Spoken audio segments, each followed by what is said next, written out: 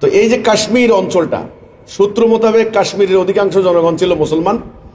সেই অধিকাংশ জনগণকে আগের সূত্র মোতাবেক যদি টু নেশনস থিওরি বা থিওরি অফ টু নেশনস যাকে বলা হয়, দ্বিজাতি তত্ত্ব, এটা যদি সূত্র ধরা হয় যে মুসলমান সংখ্যাগরিষ্ঠ যেখানে তারা মিলে একটা রাষ্ট্র, আর হিন্দু সংখ্যাগরিষ্ঠ যেখানে তারা মিলে একটা রাষ্ট্র, এই সূত্র যদি ঠিক হয় তাহলে কাশ্মীর পাকিস্তানের ভাগে পড়ে। তারা এটা পেন্সিল দিয়ে কেটে পাকিস্তানের অংশে না দিয়ে তাহলে ভারতের আন্ডারে দিয়ে দিল। এই গন্ডগোলের শুরু। তখন তো ব্রিটিশ চলে গেল। এখানেও কিন্তু বেশ কিছু আমাদের বাংলাদেশের সীমানার আশেপাশে বেশ কিছু, যেমন সিলেটের ওই পারের যে ওই এলাকাটা এবং আমাদের কুড়িগ্রামের ওই পাশে ওই এলাকাটা, এখানেও কিন্তু ওই সূত্র মোতাবেক অধিকাংশ জনগণ মুসলমান, ভারতে পড়ছে। কিন্তু সেই হিসাবে কিন্তু এই এলাকাটা বাংলাদেশের ভিতরে পড়ে, মানে সাবেক ইস্ট পাকিস্তানের ভিতরে পড়ে, যদি থিওরি অফ টু নেশনস ওই অনুসারে বা টু নেশনস থিওরি ওই অনুসারে পড়ে। তাহলে এখন সেখান থেকে গন্ডগোল শুরু। তারপরে একটা নির্বাচন হলো, কাশ্মীরের জনগণ বলল আমরা ভারতেও চাই না, আমরা পাকিস্তানও চাই না, আমরা নিজেরা স্বাধীন হতে চাই। তা যাই হোক, তাদেরকে স্বাধীনতা দেওয়া হয়নি, চলল স্বায়ত্ত শাসন। তো এই মোদী সরকার ক্ষমতা এসে, নরেন্দ্র মোদী ক্ষমতা এসে সেই স্বায়ত্ত শাসন প্রক্রিয়াও ক্যান্সেল করে নিয়ে সরাসরি কেন্দ্রের আন্ডারে নিয়ে গেল। আচ্ছা, তো এই গন্ডগোলটা, এই পাকিস্তান ভারতের এই ঝামেলাটা, এটা সম্পূর্ণ রাজনৈতিক, এটা কোনো ধর্মীয় ইস্যু নয়, এটা সম্পূর্ণরূপে রাজনীতির খেলা, ব্রিটিশের নোংরা রাজনীতি, ডিভাইড অ্যান্ড রুল পলিসি এটা। কিন্তু দুঃখজনক ব্যাপার হচ্ছে, ক্রিকেট খেলা নিয়ে, এটা নিয়ে, সেটা নিয়ে যখনই কোনো গন্ডগোল শুরু হয়, সন্ত্রাসী হামলা, বাসে হামলা, পর্যটকের গাড়িতে হামলা, তখন কিন্তু শুরু হয় এবার উভয় দেশের নেতাদের উত্তেজিত বক্তব্য। আক্রমণ করে ধর্মীয় সম্প্রদায়কে, আক্রমণ করে ধর্মগ্রন্থকে, আক্রমণ করে ধর্মকে। তখন আর সীমানা নিয়ে গন্ডগোল থাকে না। এটাই হলো মূল আতঙ্কের ব্যাপার, এটাই হলো আমাদের মূল অবজেকশনের ব্যাপার, এটাই হলো মূল সমস্যার ব্যাপার। এখন দেখেন নরেন্দ্র মোদীর নেতৃত্বে যে বিজেপি, ভারতীয় জনতা পার্টি, তারা ক্ষমতায় আছে। তাদের যে রাজনৈতিক যে পলিসি, সেটা হচ্ছে মুসলিম বিদ্বেষী মনোভাব বা হিন্দু জাতীয়তাবাদী আন্দোলন বলতে যা বোঝায়। হিন্দুদের স্বার্থ, হিন্দু ধর্মীয় লোকদের কথাবার্তা বা তাদের অনুকূলে তাদের স্বার্থ সংরক্ষিত আমরা করছি, এই স্লোগান দিয়ে তারা কিন্তু পলিটিক্স করছে ভারতে। এটাকে আমরা বলতে পারি সাম্প্রদায়িক রাজনীতি, যে আমার সম্প্রদায়ের জন্যই সবকিছু, অন্য সম্প্রদায় মরে যাক। তো এই হচ্ছে ভারতীয় জনতা পার্টির রাজনীতির মূল উপজীব্য, মূল প্রেরণা, যে সেটা হলো একটা নির্দিষ্ট ধর্মকে কেন্দ্র করে তাদের পলিটিক্স। ঠিক ভারতেও মুসলিম লীগ এবং অন্যান্য দলগুলি, তারা ইসলামের নাম ব্যবহার করে মুসলমানদের স্বার্থ নিয়ে তারা রাজনীতি করছে। তো এই দুই পক্ষের রাজনীতি, অর্থাৎ ভারতেও রাজনীতি হচ্ছে ধর্মকে নিয়ে, ধর্মকে অবলম্বন করে, ধর্মের মূল শিক্ষা না। কিন্তু ঠিক পাকিস্তানেও রাজনীতি হয়েছে এ পর্যন্ত ধর্মকে ব্যবহার করে, ধর্মকে উপজীব্য করে, ধর্মকে অবলম্বন করে, কিন্তু ধর্ম কিন্তু প্রতিষ্ঠা হয় নাই। তাহলে দুইটা রাজনীতি কিন্তু অসুস্থ রাজনীতি, দুটাই হলো সাম্প্রদায়িক রাজনীতি। এখন এদের নেতাদের বক্তব্য যদি আপনি শুনেন, ভারতের নেতাদের বক্তব্য ডাইরেক্ট ইসলামের বিরুদ্ধে, ডাইরেক্ট আপনার হলো মুসলমানদের বিরুদ্ধে। আর ঠিক পাকিস্তানিরা বক্তব্য দেবে, বিভিন্ন ধর্মীয় নেতা, বিভিন্ন রাজনৈতিক নেতা ডাইরেক্ট ভারতের বিরুদ্ধে, ভারতের জনগণের বিরুদ্ধে, হিন্দুদের বিরুদ্ধে। এটা খুব খারাপ।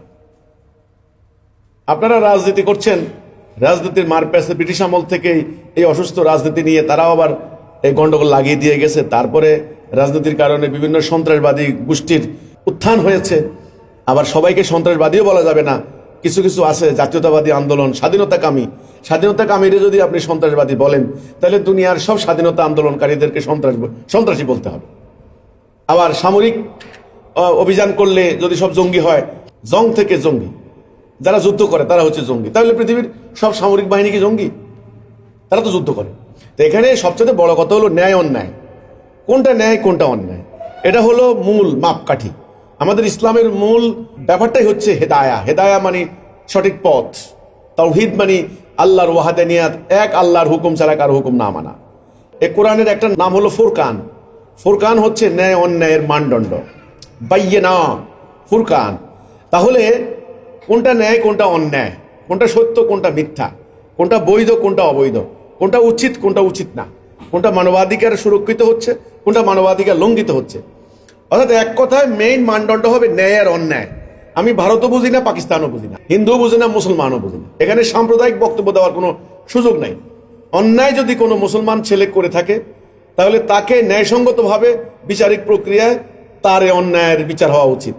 এবং অন্যায় যদি কোনো হিন্দু করে থাকে, ভারতীয় করে থাকে, সেই যেটা হোক, বজরং দল হোক, বিজেপি হোক, তৃণমূল কংগ্রেস হোক অথবা কংগ্রেস হোক, হিন্দু হোক, খ্রিস্টান হোক, মুসলমান হোক, ভারতীয় হোক, অন্যায় করলে সেটা হায়দ্রাবাদের মুসলমানদের উপর অন্যায় হোক, কাশ্মীরের মুসলমানদের উপর অন্যায় হোক, অথবা পাকিস্তানে কোনো হিন্দুর উপর অন্যায় হোক, অন্যায় অন্যায়। আমাদের আন্দোলনের বক্তব্য এই ন্যায় অন্যায়ের মাপকাঠি এখন আর নাই।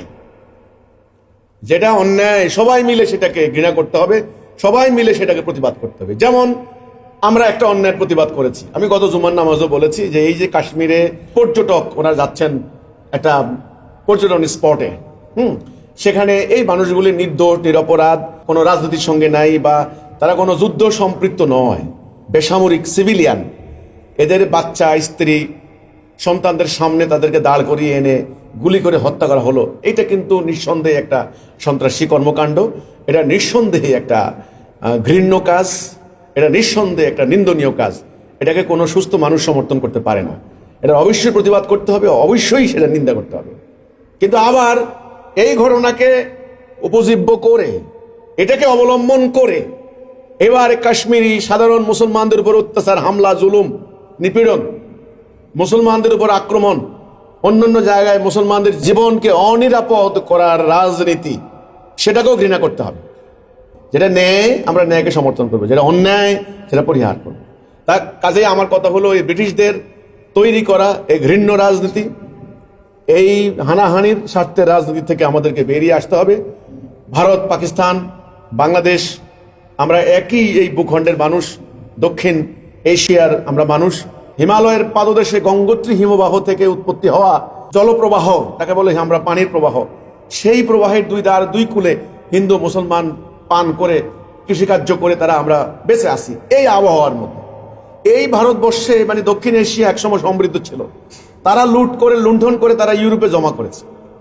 আজকে এখন এই দক্ষিণ এশিয়ার পরিস্থিতিকে উত্তপ্ত করার জন্য এখানে অপরাজনীতি হচ্ছে, এখানে সাম্রাজ্যবাদীদের গুটি চালাচালি হচ্ছে, একদিকে চীন, একদিকে আমেরিকা, একদিকে রাশিয়া। তো কাজে আমরা চাইব শান্তিকামী হিন্দু হোক মুসলমান হোক, যারা আপনারা শান্তি চান, যারা আপনারা ন্যায়সঙ্গত অধিকার চান, শান্তিপূর্ণভাবে বসবাস করতে চান, ভারত পাকিস্তান রেশারেশি নয়, এই সীমানার এই পারে ওই পারে আমিও মানুষ আপনিও মানুষ, আপনার অধিকার আমারও অধিকার। হিন্দু মুসলমান আমরা একই পিতামাতা আদম হওয়ার সন্তান। আর মনুর হিসাব করলে নূহ আলাইহিস সালাম মনু, আমরা মনু থেকে মনুষ্য। সেই হিসাবে আমরা ভারতবাসী। সনাতন শব্দের অর্থ হচ্ছে চিরন্তন দিনুল কাইয়েমা, চির সত্য। যেটা সত্য, এক আল্লাহর হুকুম, সেটা আপনিও মানেন আমিও মানি। কাজেই এক ঈশ্বর ভগবানকে আপনি বিশ্বাস করেন, আমি আল্লাহকে বিশ্বাস করি। আপনিও পরকালকে বিশ্বাস করেন, স্বর্গ নরক, আমি জান্নাত জাহান্নামকে বিশ্বাস করি। কাজে আসুন, হিন্দু মুসলমান দ্বন্দ্ব নয়, আর ভারত পাকিস্তান বাংলাদেশ নিয়ে হানাহানি নয়। আমরা যেটা অন্যায় সবাই মিলে অন্যায়কে ঘৃণা করি, অন্যায়কে প্রতিরোধ করি, অন্যায়ের বিরুদ্ধে সোচ্চার হই। আর যেটা ন্যায়, সেটা ন্যায়সঙ্গত কথা যিনি বলেন, যেই বলেন, হিন্দু হোক আর মুসলমান হোক, তার পক্ষে আমরা সবাই অবস্থান নেই। এটা হলো আমার নীতি, আমাদের কথা, আমাদের বক্তব্য। ভারতও অ্যাটম বোমার মালিক হয়েছে, পারমাণবিক শক্তিধর রাষ্ট্র। পাকিস্তানও পারমাণবিক শক্তিধর রাষ্ট্র। আমরা গত 2 বছর আগে একবার একটা ঘটনায় আমরা আশঙ্কিত ছিলাম। বিজ্ঞানীরা আশঙ্কা করেছেন যদি ভারত পাকিস্তান পারমাণবিক যুদ্ধ শুরু হয়ে যায় তাহলে এই অত্র অঞ্চলে 150 কোটি লোক মারা যাবে। দেখেন অবস্থা, হিন্দুও মরবে, মুসলমানও মরবে, গির্জাও ভাঙবে, মন্দিরও ধ্বংস হবে।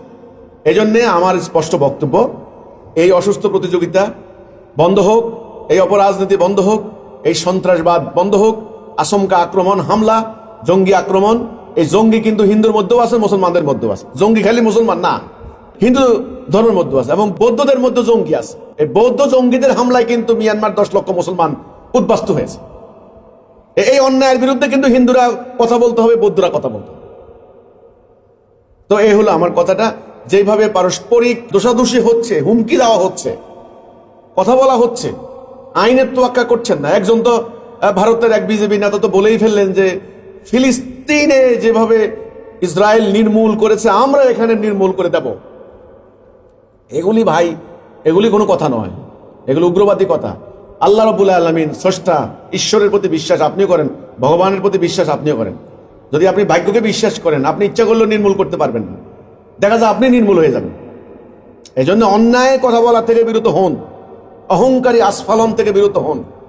কোনো রাজনৈতিক স্বার্থে নির্দিষ্ট ধর্মীয় লোকের ভোট কালেকশন করার জন্য ভোটের ইকুয়েশন থেকে এই ধরনের উত্তেজিত কথাবার্তা পাকিস্তানের ওই পারে মুসলমান যে ধর্মীয় সংগঠন তাদেরও বিরত হওয়া উচিত, ভারতের সংগঠনগুলির বিরত হওয়া উচিত। সবাইকে দায়িত্বপূর্ণ আচরণ করা উচিত এবং ঔদ্ধত্যপূর্ণ কথাবার্তা থেকে বিরত থেকে দায়িত্বপূর্ণ কথা বলা দরকার। যেটা অন্যায়ের ব্যাপারে কথা বলা দরকার এবং বুঝে শুনে ভাষা প্রয়োগ, ভাষা জ্ঞান আপনাদের আছে নিশ্চয়ই, আপনারা জ্ঞানী। উত্তেজনা সৃষ্টি হয়, সাম্প্রদায়িকতা হয়, এমনিতেই বিশ্বের যুদ্ধে ভারাক্রান্ত। এমন নাই যে মানব জাতি যুদ্ধ কি জিনিস জানে না, স্বর্গে বাস করে, তা তো না। গত 100 বছর থেকে নরককুণ্ড, যুদ্ধের অত্যাচারে লক্ষ লক্ষ মানুষ আজকে গৃহহারা, প্রায় 10 কোটি মানুষ উদ্বাস্তু। নতুন করে দক্ষিণ এশিয়ায় হিন্দু মুসলমান আরো উদ্বাস্তু করেন না। এই হচ্ছে কথা। এই ধাপ্পাবাজের রাজনীতি, এই অসুস্থ রাজনীতি, এই সাম্প্রদায়িক রাজনীতি বন্ধ হওয়া দরকার ভারতে ও পাকিস্তানে। এবং কাশ্মীরে জঙ্গি হামলার আমরা নিন্দা জানাই, প্রতিবাদ করি। অবিসম্ভাবী রূপে ভারতের শক্তিশালী গোয়েন্দা সংস্থা আছে, তাদেরকে আইনের আওতায় আনা উচিত, তাদেরকে গ্রেপ্তার করে জনসম্মুখে প্রকাশ করা উচিত। এবং পাকিস্তানের সরকারের উচিত এই ধরনের কর্মকাণ্ডে অবশ্যই একযোগে কাজ করা, সত্যতা নয়। তো এই হচ্ছে আমার বক্তব্য, হিজবুত তওহীদের বক্তব্য। যেটা ন্যায় ন্যায়, যেটা অন্যায় অন্যায়।